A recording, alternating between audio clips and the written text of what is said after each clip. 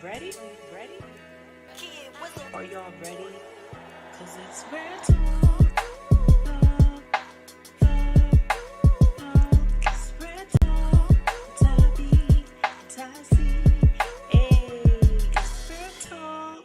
Rare, authentic, real experiences. That's what it is. Good evening, everyone, and thank you for joining us for another episode of It's Rare Talk. I am your host, Ty B. And I'm Tassie. And we're so happy to have you guys on tonight. Thank you. We want to give thank yous to everyone that has been tuning in, have been sharing, commenting.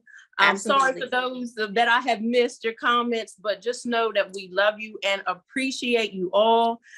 Tonight we have one of those, tough topics. But our guest, we have the pleasure of sitting down with her for the second time, y'all.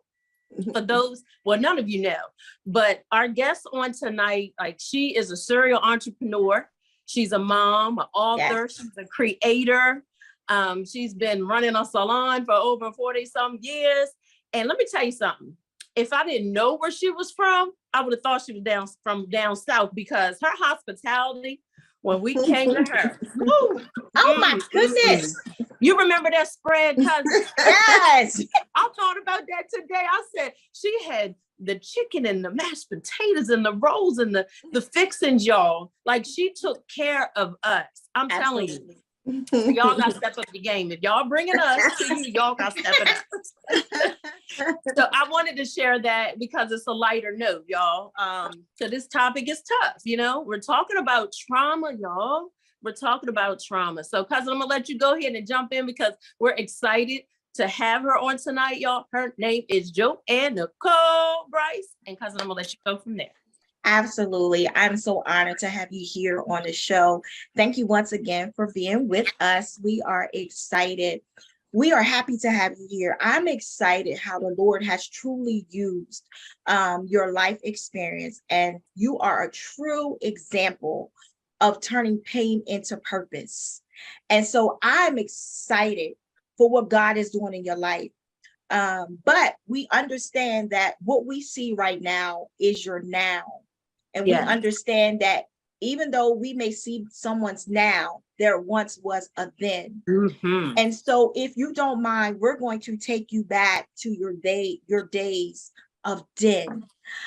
So you are a sister, and so therefore your mother had 2 children.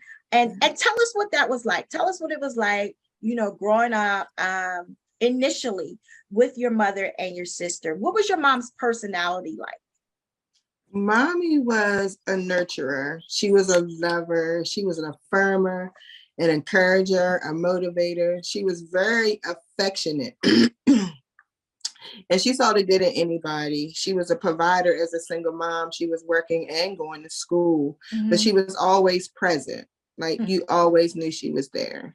We sat down, we ate dinner together. She ironed our clothes at night, laid them out. Wow. She just was a mom, yeah. an engaging mom, a mom that you'd be happy to come home to. Oh, that blessed my soul. Absolutely. That blessed my soul to hear that, because mommies ain't ironing no more. Yeah, yeah. And not just that, but there are a lot of moms that are not being mommies. And I love how you even say mommy. I love how you say mommy. Yeah. I feel like mommy takes it back to that saying mom and mommy, cousin, you're right, is like it changes even the meaning of it. A lot of times people feel like, well, when we get grown, we don't say mommy no more, we say mom, but we're listening to you here describe your mommy and sounding like she was awesome, right? Like you said, a mommy that you would be happy, to come home to. Was she strict? Was she easygoing?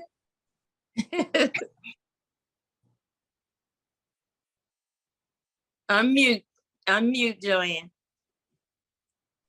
That's circumstantial. It depends on what she had to respond to. When it came to discipline, she didn't spare the ride at all. She let the ride go.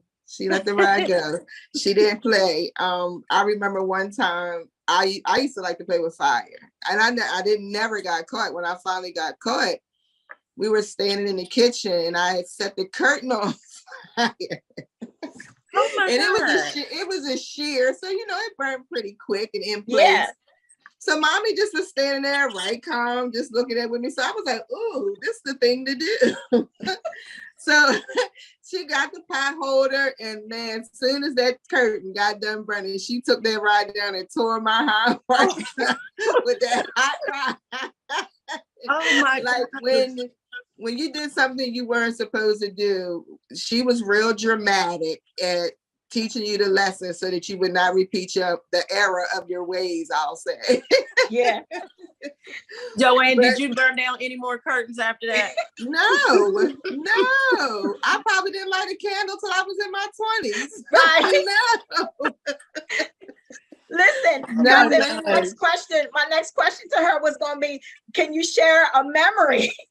A fond memory. I will never ever forget that. Absolutely. Goodness gracious. Don't have me thinking when I'm lighting stuff. Mm. Just move I it will away from never. everything. You got to move it away from everything. I got a couple that around here now. You just got to move the candles away. Yeah. Yeah. But anyway, moving forward, just a little bit more. Do you remember like holidays? Do you have any fond memories of a holiday or birthday with mommy? Every day was a holiday to mommy, but the one thing that I remember her doing so often was on Sundays. She just would pick a random family member, and we just would go spend Sunday with them. We would just hang out, eat, talk, just be in the moment. Wow. And she done that all the time. If we weren't there, she gonna leave you a note, and then we going to the next house. But we are going to fellowship with some family on Sundays. That is important. That's Yeah. important. And we need to get back to the Sundays. We were doing them. We were doing them, and then we kind of stopped. You know how sometimes when you lose like grandmother or those that are significant, sometimes we lose that. But we got to keep that going. So I'm glad you brought that up on tonight. Is that something you do now, the Sundays? Yes. Yeah. Well, no, not that often, but I leave notes. I leave a lot of notes. I send a lot of cards, and but actually this year, November, I just realized that it's 5 generations of us on my dad's side. So we're all going over for Thanksgiving, and I got a photographer to come get us some good shots. That's good. So I can't wait to do that. We haven't done it in a couple of years. Creating memories. Yeah. Yes. And it sounds like your mom was very family oriented. Yes. I love that, to take time out on a Sunday and say that we're going to go visit others. And, if they're not there, we're going to leave a note if we're going to go on to the next house. Like, I think that's pretty amazing. Right. And so now, go ahead, cousin. I'm sorry. Cousin. No, go ahead. We both excited. Got all these questions. So as we're moving forward, and at this point now, your mom has a boyfriend. Okay. And tell us about your initial thoughts of your mom's boyfriend. That it just was her friend. We didn't have any type of, like, she's had boyfriends in the past, but we had like more relationship. But I could definitely tell that this particular person was just wanting to be in relationship with mommy. Like, it wasn't a package deal for him. It just was mommy. Got you. Wow. It was real divided. Real divided. Okay. Now you were still so young then. So when were there real like concerns, like something ain't right with him or this relationship, or why is mommy even talking to him? The screaming and hollering, and I never seen them physically fight, but I could hear through the walls in the next room, the fussing, the cussing, the throwing her against the wall, and just the degrade. I heard that often, and I was like, this is wild. Like, why are we in this environment? Why are we in this atmosphere? Okay. But she would come right back out that room, smiling and grinning, ready on clothes, making sure we eat like nothing ever happened. Wow. What a mommy. Yeah. What a mommy. When I think about things such as that, because mothers will do anything to protect, real mothers, to protect, to shelter their Mhm. children, right? Mothers have learned to mask pain. You understand what I'm saying? To mask discomfort because they don't want their children to be exposed. They don't want their Yeah. children to know what's going on. And so, what a mommy, right? And you said, even after hearing all of that, in the next room and understanding at this point, still as a child, that something is not right. But when the door opens, mommy still presents herself as mommy. Yeah. Mhm. Yeah. So what age do you think you were around this time? I was 10. Well, no, I wasn't 10. I was 9. Okay. I was 9 when that first the arguments and stuff started. Mhm. And so can you say that you witnessed the arguments becoming more severe? No, because it just was always yelling, screaming, pushing, and shoving. Mhm. But then just one day, actually it was January 10th, 1982, my grandma came and got us and told us that we needed to go to the hospital. Mhm. And I walked in the hospital and she had galls around one side of her face. She had a body cast, 7 of her ribs was broke, her ankle was broke. And I'm like, what's going on here? I'm just thinking, car accident. It never even dawned on me Mhm. that he literally beat her up. Mm. Mm. Wow. Was she conscious? Was she conscious when y'all got there to see her? When we got to see her, she was. Wow. She Do you was. And she just cried. Just cried. Mm-hmm. You think it was more so because y'all seen her like that? Mm-hmm. Mm-hmm. To seeing her like that, and also I think her now where I'm at now, as a child, I didn't feel like that. I just was like, what's going on? But now I think that those tears were her internal pains too. Got you. Mm. Wow. What was your grandmother? Did she say much during all of this? When the abuse started to progress, because even that verbal abuse, you know what I mean? That's Mhm. one form. So, like you said, it started with the cussing and the screaming. What did your grandmother try to shelter y'all from it, or did she say anything? Did you go to her and talk to her about any of this stuff? Well, my grandmother she doesn't really talk about real life things. You just live, like, because that's how she was. She just had to figure it out and live. So, but she really didn't know exactly all that was going on until she had to take us to the hospital that day. Oh, and then she became a pit bull. Wow. Yeah, she was at his Explain a little bit neck. more of that when you say pit bull. Like when she would see him, it was all gas, no brakes. She was at his neck wherever she would see him at, telling him to stay away from my mom. And my grandma was a little lady, 5'4", and I think he's like 6'2", but she would not back. She was in his face every chance she got. And she tried to, of course she couldn't file papers and stuff because mommy was over 21.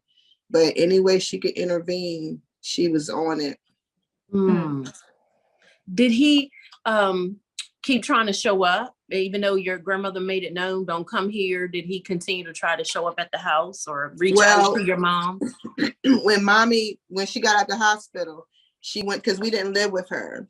So when she got out the hospital, she went to stay. Grandma wanted us to come stay with her, of course. Okay. So yeah, he would call and she would grab that. You remember the rotary phone? She would slam that thing down.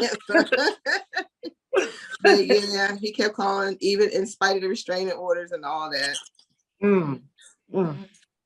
Wow. So, okay. Do you recall how long she was in the hospital?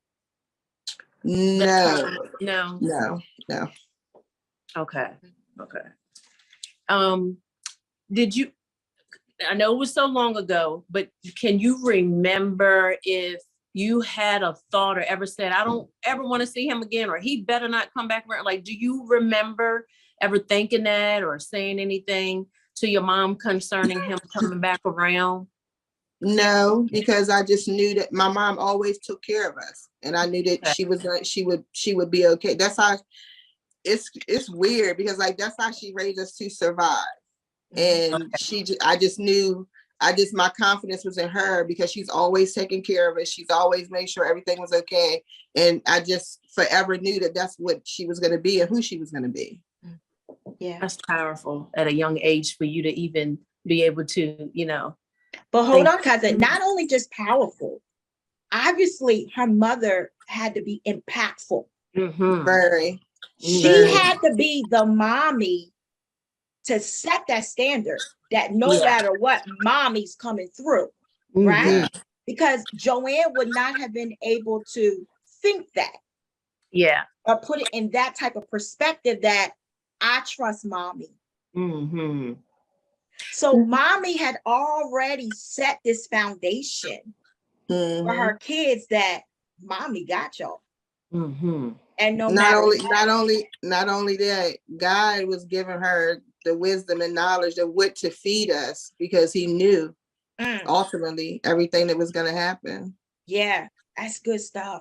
And so, and I don't want to get too far in the show, but looking at it from that perspective, from the eyes of an adult now, right? Like you said, as a kid, you wouldn't be able to look at it like that, or even growing up, but now as an adult, you're able to look back on the situation and look at it from a whole different view, which makes the fact of you turning pain into purpose even more understanding. Right? But lead us into that day. I went to school that day. It was funny because me and my mom was beefing, and she did that whole lick her finger and wipe the side of your face and then send you into school, because she took us to school. She was that mom. She took us to school every day. And so I just was like, I need you to stop doing that. That's so embarrassing and it's nasty. Use my own spit. We going back and forth. But later on that evening, she worked 3 to 11. So later on that evening, she would always call around 6 to see if we needed help with homework, or, if we needed to be up, because she would say, well, go to bed now, because when I get up, I'm gonna wake you up and you need to get this homework done. Yeah. And I needed help that night. So I fell off to sleep, and I woke up about 11, expecting her to come home. But I woke up because I was having pains in my chest. I mean, my chest just was hurting. It was like, I just was having pain. I can't even describe it, but it was like taking my breath away. So I ran in my grandma's room, and I was like, I can't breathe. I'm having pains in my chest. I was like, and something is wrong with mommy. And she was like, what? I was like, she's supposed to be here. She's going to help me with my homework. And she was like, no, she might have just went to the club or something. I was like, no, I have homework. So I knew she was coming home. And she was like, Joanne, just go lay back down and she'll wake you up when she get here. So I went and laid back down, but I think I was only down for like 20, maybe 30 minutes. And then my head started pounding. I mean, it felt like somebody had dropped a cement brick on my head. And I went back in my grandma's room and she was gone. So I was like, this is crazy. So I went in my, and her husband my grandfather was gone. And then I went in my aunt's room and she was gone. So I was like, where is everybody at? Me and Kia my sister were the only ones there. So I just went and I lay back down, but my head would not stop pounding. And then I heard all this commotion. There was a car outside. And I was like, what is going on? And it was so much noise, sobbing. And I mean, you could just hear the pain from my grandma's stomach. And like my aunt, one of my cousins said my aunt was bringing her in the house. And I just was standing at the top of the steps. Look, I focused on the door because I could see the door as soon as it opened.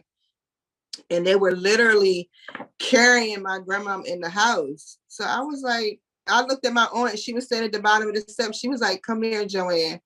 And I was like, where mommy at? And she just simply said she's dead. I rushed down the steps past her, and my cousin had a Dodge Gremlin. Remember them?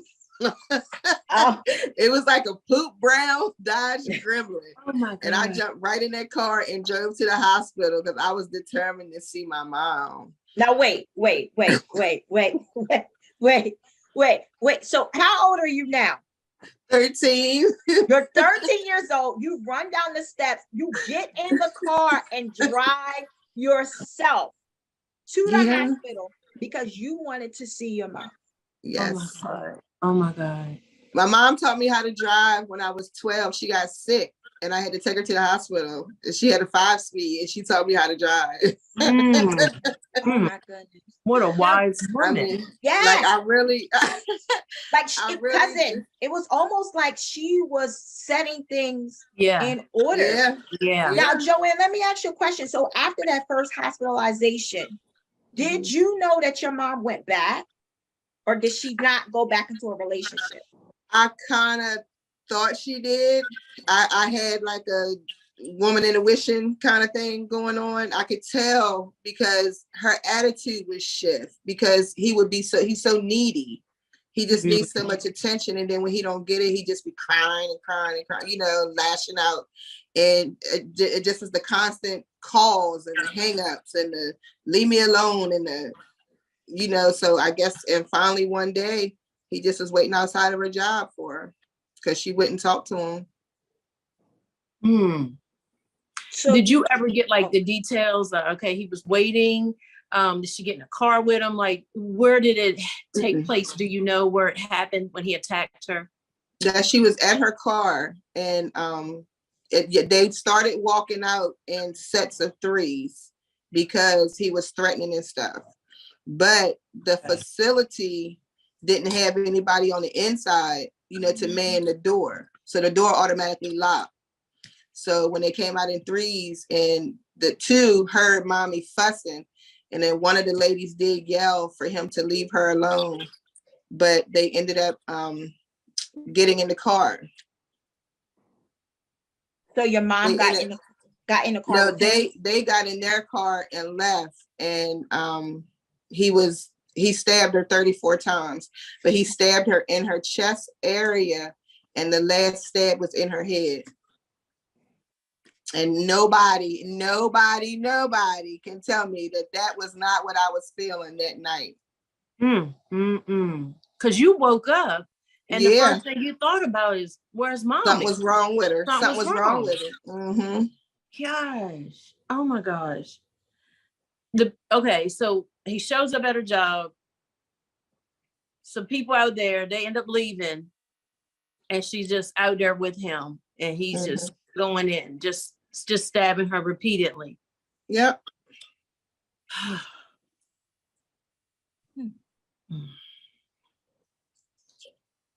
Madman.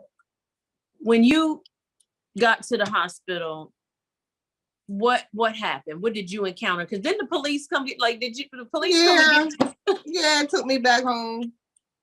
I told them I could drive home, just follow me. So they didn't need 2 people, and then somebody had to come back. Oh. But you get home, what do you recall? What do you remember? I know it's been so long, but I know some things are still fresh. But what do you recall when you get home and the days following? Like, just take us on this journey. I just remember coming back in the house. Everybody's still, crying. Everybody is crying and upset, but everybody's just so disconnected. Like, somebody sitting here, somebody sitting here, somebody hitting there. So I just went upstairs in my room and I just sat to myself. And I used to always, and like when it came time for her funeral, I mean, it was so, I had on the ugliest dress, first of all. This tan dress with these red trim. I'll never forget that ugly dress. But the casket was closed, of course, because her body was so beat up. And it was so many people there, but it was like I just was invisible at the same time. It just seemed like I just was walking around. I just had a bubble around me. And it just was like I was just I don't know. And even growing up later, it was like I did something wrong. Like that's how people be scared to approach me, or or I don't know, it just seemed like I did something wrong. Gosh. And that's what we want to talk about. We want to, so leading us right into our next set of questions. Growing up without your mom. Now you're 13. Your mommy, your safe place, your safe haven is now gone. And so there's a place of bitterness that's starting to rise up. Tell us about who raised you, and tell us about that place of anger and rightfully so. But what was that like at that time? My grandmother raised me, but at the same time, her daughter was murdered. You know, she's not getting no help. She's hurt. She don't know how to deal. She's not in any type of therapy. You know, therapy wasn't nothing back then. You pray and you move. Yeah. You figure it out, you know. Yeah. So yeah. it pretty much was every man was for himself. Because then now she's in her room, I'm in my room, my sister in her room, and we all just doing what we doing in our room. It's no type of, we don't sit down at the dinner table with each other. Everything just became so disconnected. And then I just was always in my thoughts. But man, listen, I had a best friend named Lisa. I call Lisa. She came to my house every single day. And her mom would pick her up about 9 o'clock. And if I said, why are you here? Just go home and leave me alone. She'll sit right in that corner. I ain't bothering you. Shut up. If I wanted to talk, she would talk. If I want to scream, holler, and cuss, she just look at me. Yeah. But she always tell me that it totally changed my person. Wow. But that's still my best friend. Yeah, that's awesome. That's what I'm talking about. Her and Pam, I don't know what I would do without them too. Oh, I got a God, couple good girlfriends. I don't want to leave nobody out. Anybody watch the live. Right, Yeah. right. During that time, it was them two and two other ones who have exhausted our relationships. But they really, really know who I am, accept me for who I am. They let me be who I needed to be during that time. And they was there. I talked trash to them. I called them out their names. Whatever I needed to do to be me, they allowed it and loved me for it. That's good. That's good. And I want to ask you, because you did graduate and, you know, but did you get any counseling in school? Like, I'm sure they knew. Nobody ever pulled you aside and talked to you in school about, you know, what had happened? Not even when I was losing my mind, beating up the teachers and the secretaries. No.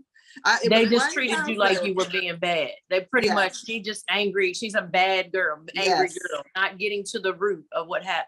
Yes, I had two counselors who, one was Black and one was white, literally, Miss Barang and Miss Cuffy. And Miss Barang, I wouldn't let nobody be my guidance counselor for the rest of my time in high school. And Miss Cuffy was the secretary in that office. And when I was off, they know I come through that door rolling. But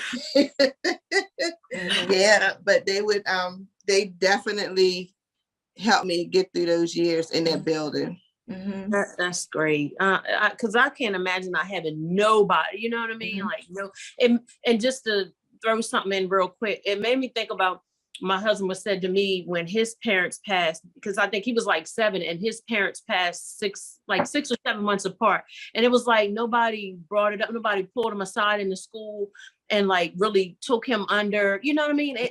And so he always felt alone and out of place and stuff like that. So that's a lonely place, you know what I mean? To not have that. So thank God for your friends. And I'm praying all those that are viewing and hear it, that are your friends too, that everybody should know that, you know, that they know their place. You know what I mean? You acknowledge the 2 that were there, but everybody should know their place. But I just wanted to mention that, because now all we're hearing about is mental health, and they're getting into schools now and talking to the kids. But back then, that wasn't a big thing. It was like, what happens in this house, stay in this house. And nobody wanted to talk about anything.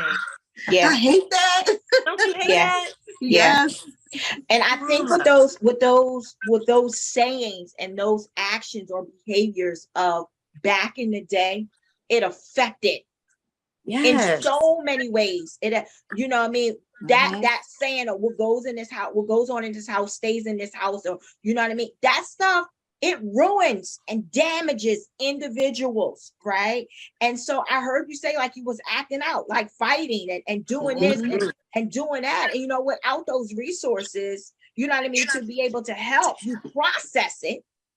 Because like you said, now in the household, when you was used to having mommy saying, what was your day like? Do you have homework? Do you need this? Let's go visit. Let's hang out. All of that now has been snatched from you. And so here you are now, you know what I mean? I've lost my mommy and then I got to process this because now everything around me has shifted. Yeah.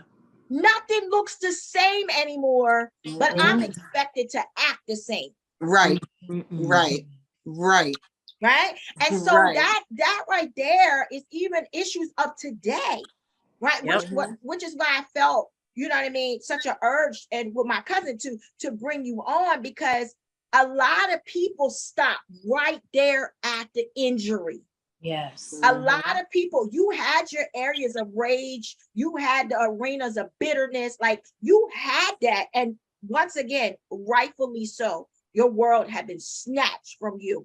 You know what I mean? At such a young age. Yeah. You know what I mean? And we can tell from the way that you talk about your mom that y'all had a loving relationship. You know what I mean? Even though you said the day she dropped y'all was beefing, but that could be probably what mothers and daughters do. But you can tell that there was a loving relationship. And so here you are, 13, I got to process this. Now I'm going through life. And as you go through the stages of life, grief looks different. How grief may have looked when you was 13. You know what I mean? And now as you go on through life, grief gonna look different at 20. Yeah. Right.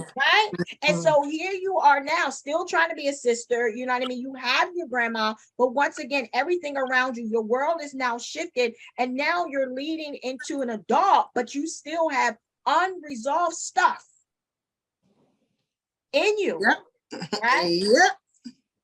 You know, let's just talk about that for a second now. Because I feel like people don't understand. I think sometimes people put grief on a timeline. There is no timeline when it comes to grief.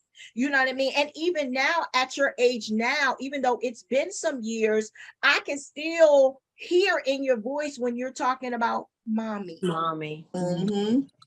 Right? It's almost like you still hear that young girl talking about mommy.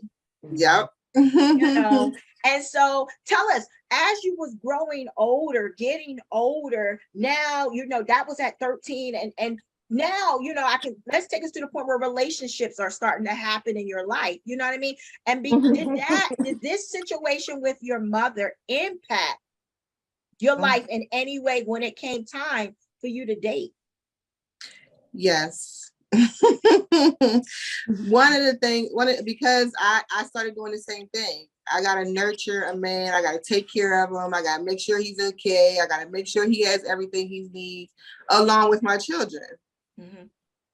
So when it's time for me to do something for my children and he wants something too, and my child is going to come first, then it's conflict. And honey, one thing for certain and two for sure, them 3 J's and all them other 5 that I took care of too, no, nothing or nobody's coming before them. So how old were you when you had your first child? 19. And then that's another thing. I was in so many relationships without being in relationships. Not asking questions, not finding out who you are. Just having to have some type of love because my mom was so much love that I didn't care where it came from. And then I didn't feel worthy because of all the shunning I got growing up. She's never going to do nothing. She's going to have a bunch of babies and not take care of them. Like, they was really speaking that stuff over my life. But at that time, I wasn't familiar with spirits and people speaking over your life. My grandmother practiced Jehovah's Witness, so that we didn't work in the spirit. We didn't deal with the spirit. So I didn't know how to renounce that stuff and rebuke that stuff. I just was walking right on in it and walking, enjoying it, living my best life.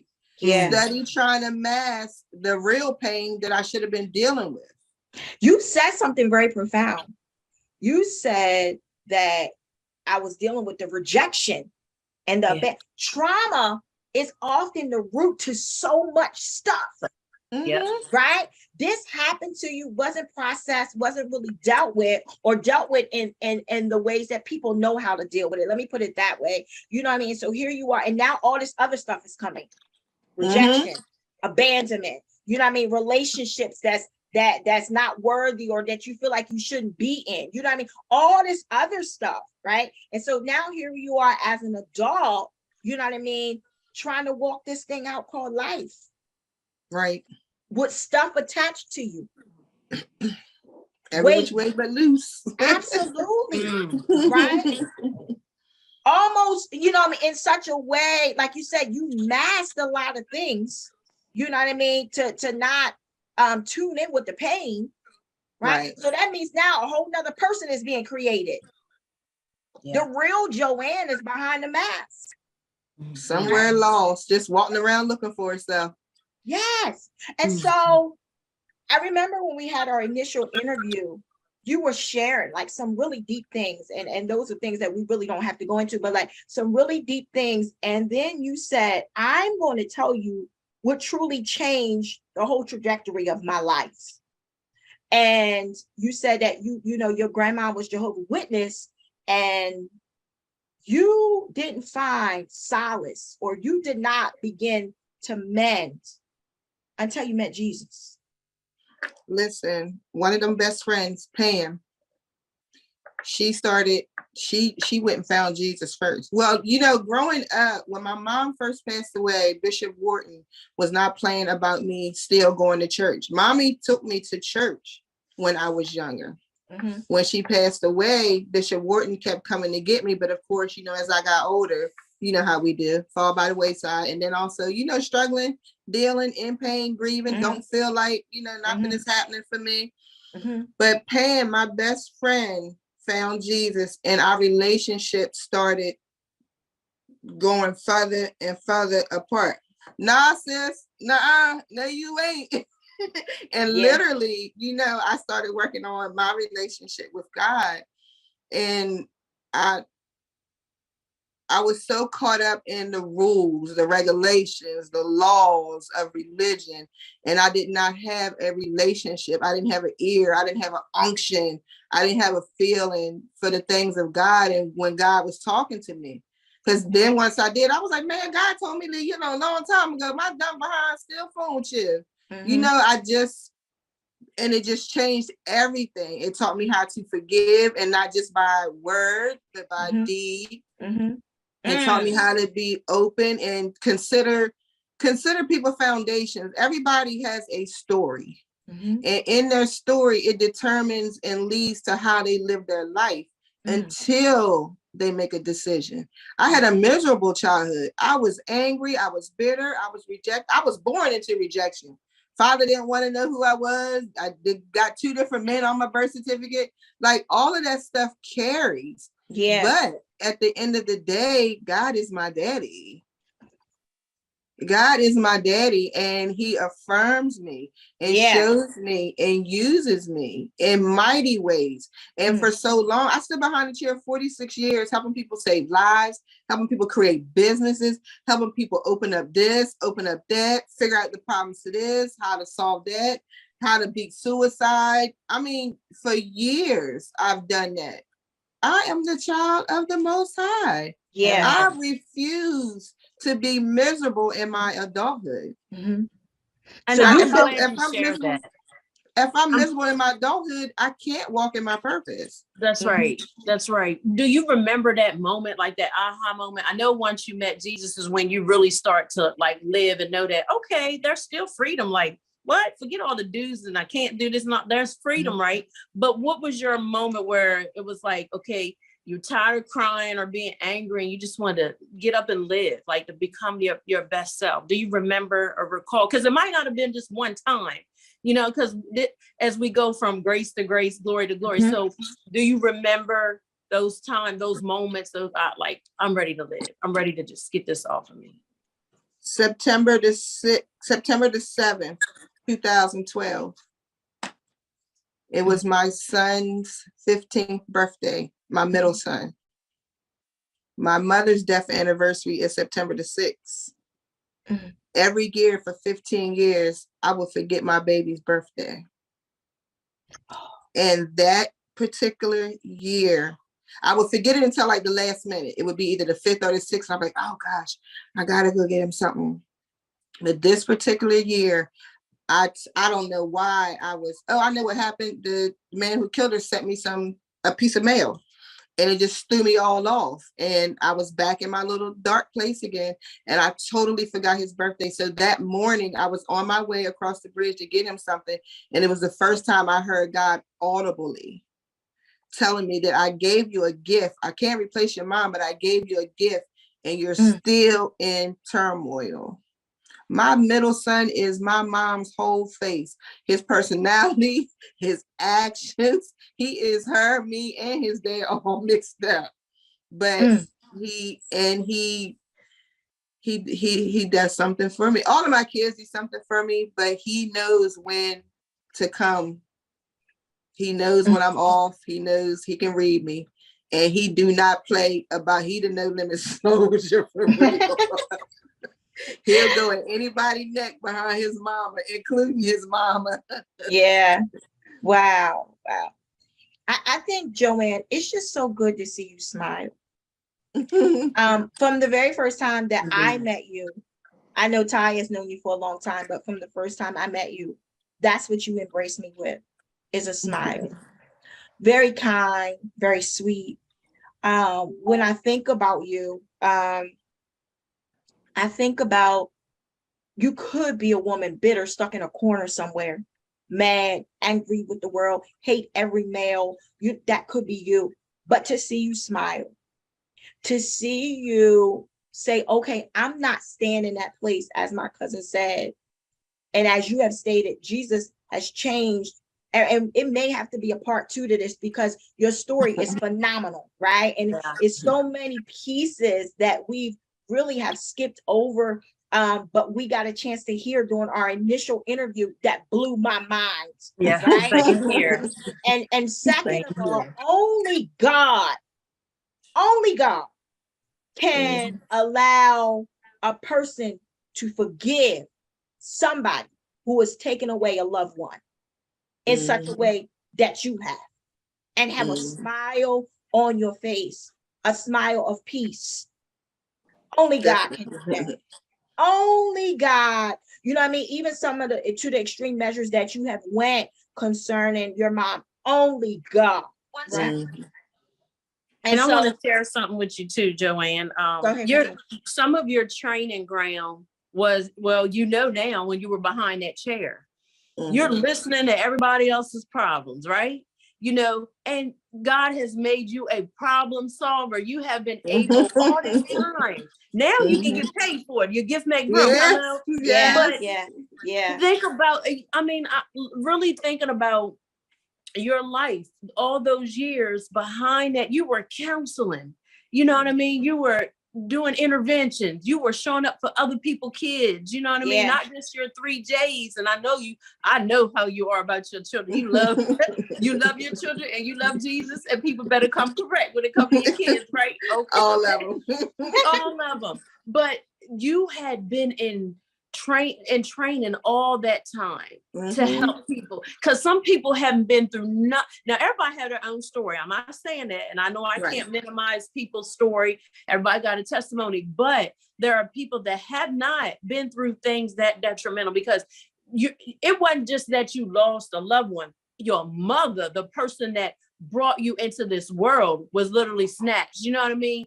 Without a goodbye and all that. But God was with you. Now you know, because I know you had those moments. God, what? Who? Where? So, I don't want to hear that. But you got to the place where he got you to the place, because his spirit draws us, right? Nobody can come to him unless he draws you. You responded to the draw. You might not have knew fully what that was, but you responded to the draw, and only God can do that. And that means he trusts you, Joanne. That means he trusts you. And I know you would be the first to admit and tell on yourself that you ain't do things right. You probably went upside some heads. Ain't no probably. You went upside some heads. Yes. You know what I'm saying? You had your boots and let me get these air, you know what I mean? Yes. But I look at your growth. I look at even all of that, you still want to be better. You know, you want to be better, and you realize my kids are dependent upon me at the end of the day, you know? So, and I love your relationship with them. But yeah, I just wanted to throw that out. Like you've been in training, preparation all this time, all this time. Now it's time for another level. It's like you've been promoted. I'm telling you, God, his faith is valuable. When people go through that hard stuff, I've learned that God values all of us, right? And we know that he don't have respect of person, but he bestows favor. And everybody's not fit to go through some of the things that others go through. Right. So obviously, he got something even that's going to blow your mind, girl. And I know you've been meeting people and speaking into people, but you ain't even seen nothing yet. Yeah, I received that. I'm serious. I know what I know. And I don't take that lightly, but I'm telling you, because we're not going to always be talking about, I can't wait till I get to the place of when you're walking in it. You're literally about to walk in it. Listen. And being amongst people that you wouldn't think you should be in a room with. Oh my what God. I'm saying? Listen. I'm telling you. Prophesy, honey. Because it is, I'm serious, like, and you know what? Sometimes we outgrow places and things and people but because my husband is right there now. He said, babe, I've been helping people on the outside, fixing them up. Now I'm trying to change their mindset, trying to help. And I know that's where you are. You know what I mean? We've been fixing this outer up. Okay, let's get to the root. Let's fix these hearts, forgiveness, and all of that. Because I know you can share some things. And cousin, you said it. We're gonna have to do part 2. But you know what, cousin, you said something, because here's the thing. All of it was going to work for her good. All of it. The Bible speaks to that. And so what I love about God is that he's strategic. Yes. He allowed you, Joanne, to go through all of that. And now look what you're doing in return. Yep. Yes. Right? You talk about taking you from a place of being broken to whole. And now he has strengthened you. And look who you're going back to the broken people. Yes. Right? And to me, here's what I love about God. Listen, pain recognizes pain. Yeah. Right? Because you walked in those shoes. Because what better person than to go back and reach them? Right. What better person than somebody who has had to grow up, unfortunately, motherless, who has lived it, who has experienced it, who has cried herself to sleep, who has had different events at school that her mom couldn't come to, who had to go through homecoming, who had to go through prom, who had to go through giving childbirth, all of this without her mother. You had to, I couldn't even go to no proms and no homecomings, not with the people of the world. I didn't do none of that until I moved out my senior year and I was able to go to prom. Wow. I couldn't do gymnastics. I couldn't play no sports. And I was a track star. Jesus. Listen, I want to talk about pain to purpose. Let's talk about purpose. Let's talk about some things that you're actually doing with the help of the Lord that excites me. Well, my training, since I did my thug life training behind the chair. Now to go get my certification, I went through Bloom U Atlanta under the tutelage of Dr. Tavis Taylor. And I just been taking courses with her to know what I'm doing in my coaching now that I have the emotional side, but I needed the blueprint to follow so that I can get people on track where they need to be. And I created a program called Hangouts with the Launcher. Because I help girls develop their inner compass. I'll teach them how to believe in themselves, and we're going to focus on finding and lining things up for a future. I'm also going to teach them about engaging in healthy relationships while dealing with peer pressure and risky behaviors involving drugs and alcohol that'll help them avoid conflicts and also resolve disputes. We also going to be talking about racism. But once they complete the program, you're going to meet a whole new young lady who's more understanding, a communicator. She's happier. She's going to be equipped, empowered to launch into the next phase of her life with the skills that I teach. They'll apply to anything though. So they'll always be forever present. I I love got it. excited. I love it. Look, wait a minute. I got to come up with another word that excited, because to hang out with the launcher, listen, we need that. We need a day where we can hang out with the launcher, because launchers move. They make Yeah. progression. That means they're Yeah. going somewhere. Yeah. Oh, I Yes. love that. Come on, we got to set that up. Hanging out with the launcher. But wait, Yes. cousin, how about when she said embracing the inner compass? Yes, I know. Yeah. We so I'm often writing are that meant to down. be quiet. We're meant to be quiet, and we're meant to hide how we really, really feel, because we're so concerned with how everybody else feel about how we feel. My story has been dummied down for 38 years because everybody's, oh, you just need to be quiet. Just deal with it. It's done. It's over with. Like, get out my face. It happened. It made a difference. And it got me to where I am today. I That's don't it. want to see nobody else suffering. I don't want nobody sitting in the corner all in pain. And like, as these kids now, they just went through a pandemic. They've been Right. in the house with people they don't like and don't like them sometimes. That's Yeah. They it. need an outlet. They're walking around with no voice. Mm-mm. Yeah. And the more you walk around with no voice, I don't want them to be 50 like I am to arrive, and I haven't even all the way arrived. Right. You know what I mean? Like, you don't Yeah. don't take so long soaking in that, because then you in bad relationships and you having all these kids. I had 3 kids by 3 different men. That is 3, 6, 9, 12 personalities I have to deal with on a daily basis. Him, me, and what we made. Yeah. Like that, people need to think about that stuff. That They makes a don't. difference in a household. You That's gotta, good. I mean, you don't know who you gonna wake up to in the morning. That's That's good stuff. true. That's good Very stuff. good. Being careful with who you breed with. That's good stuff. But I Yeah. also like you. I like what you see. You said something. You said people saying just get over it. Just get over it. Just get over it. Get over what? Okay, get over the fact. You want me to get over the fact that my mom passed away? Okay, but guess what? Let's look. Let's check out the residue. My mom passed away, but let's check out what I got going on from the result Right. of that. Right? Right. And that's what people do. People just want to just say, oh, forget it, or act like it doesn't happen. No, expose it, deal with it, like you said, and then you're able to properly, you're healthy. You're able to move on in a healthy way, right? Because we learn how to malfunction well. You understand?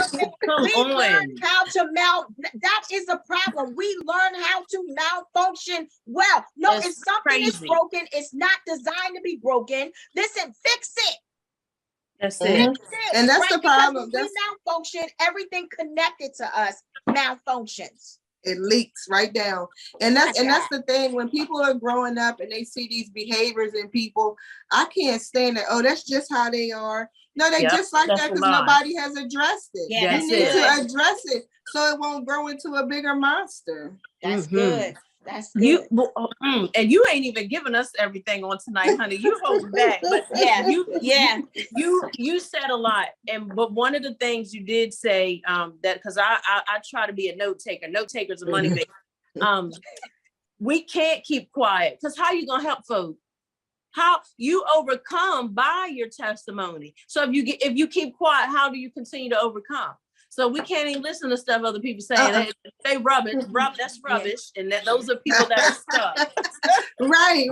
Those Right. are people And that are that's what's stuck. wrong. But that also is another hindrance, because It you're going is. around here and you make it like, oh, you so churchy, you ain't no earthly good, your poop did stink. So now you can't tell the testimony. So you're just watching people make mistakes because you don't want to expose yourself. Yeah. Like, come on. I did it. I got a t-shirt, a mug, I broke it. It's good.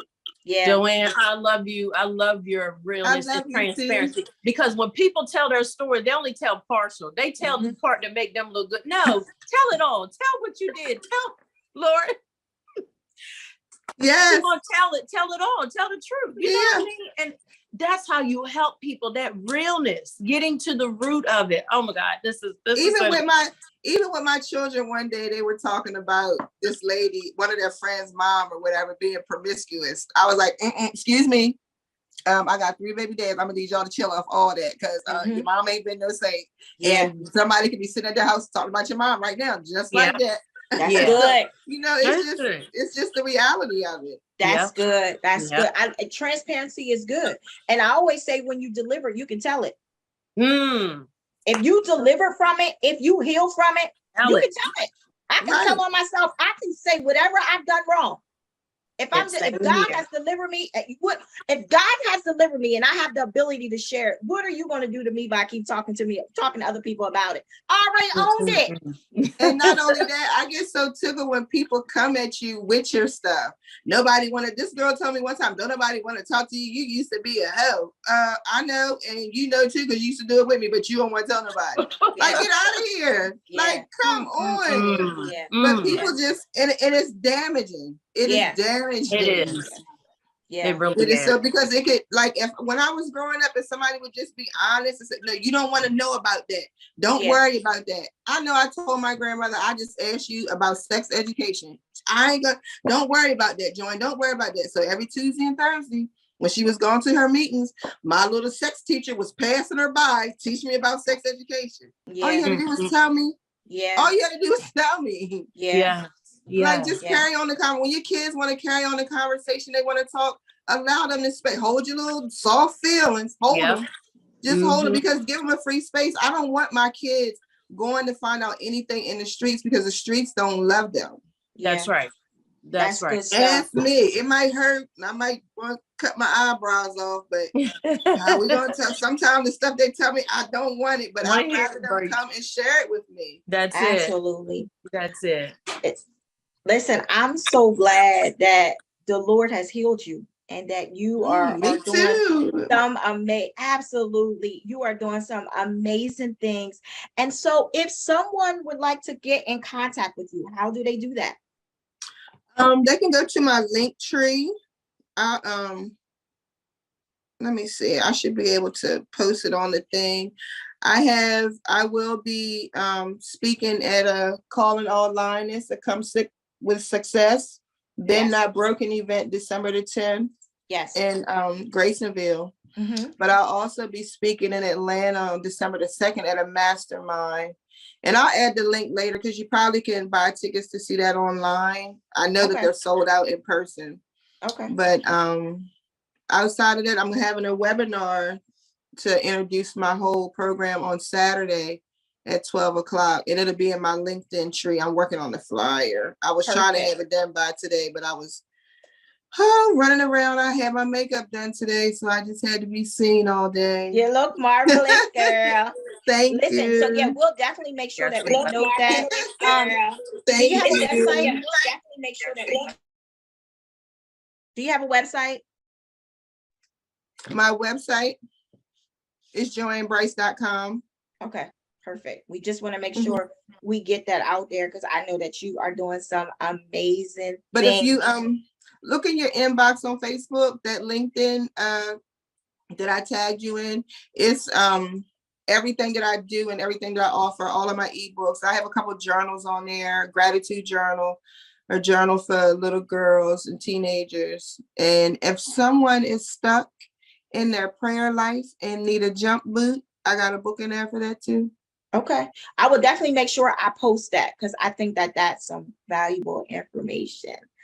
So listen, as Ty C, and I'll let Ty B have last words as Ty C, I just want to say thank you so much for being a part of Rare Talk. Your experience is definitely rare. What God is doing in your life is awesome. I'm excited. I'm hoping I'll be around to continue to watch God move you on this journey, doing some great things, going back and trying to help men and heal some other broken people. Because like I said, you know what it's like. You've experienced it. But I also believe that you are a physical being, an example to the world that, listen, once broken, but can be made whole. So I just want to say shout out to you. I want to Thank say you. kudos to you. I want to say your smile looks marvelous. And I Thank know that it's you. not just something for social media, because I've seen you in person when there was no camera and you still wore the same smile. So I'm Thank just you. excited for what God is doing in your life and doing in ministry in your life. Stay connected to God and continue to be great. You better believe it. Thank you. Yes, so we do, once again, we can't thank you enough, sis. I just had to underline 2 words that stood out, and I just love how God would download stuff. So I have to speak this. I'm learning not to be quiet, because I've always, but that's a past thing. I had always been one to downplay if I hear God or I have something, because I never wanted to be seen, or, but forget people. And we ain't doing no second guessing. Yes. I know, but in the natural, you have you've had a coach, and because of all your training and all that, you are a certified coach, transitional life coach. Yes. But all you went through certified you. Yes. Thank you. Qualified by God. Yes. And the transition means you went from that pain to purpose, and you're still transitioning, and you're still about to transition all the more. And I'm like, God, I thank you. So I wanted just to share that revelation, because people will read your bio, but listen, we're not downplaying nothing. You certified because God has certified you. Thank you. And I was studying transition, but yeah, y'all, that's a whole nother thing. But thank y'all so much for listening. I hope the show has blessed your life like it has ours. And don't keep quiet. Anybody, you have a testimony, it is your testimony, okay? Absolutely. But if you're going to tell it, tell the truth, tell it all. But and allow God to continue to heal, promote, and elevate. So if y'all have any ideas, any topics, reach out to us at itsraretalk@gmail.com. Again, we just thank you all for just going on this ride with us. And you'll be able to see this episode again on some networks that'll be coming up really soon. We're so grateful for that. But y'all, thank you. Thank you so much for tuning in tonight. Y'all be blessed. Thank you. Ready? It's Rare Talk. Are y'all ready? Because it's Rare Talk. It's Rare Talk. It's Rare Talk. Rare, authentic, real experiences. That's what it is.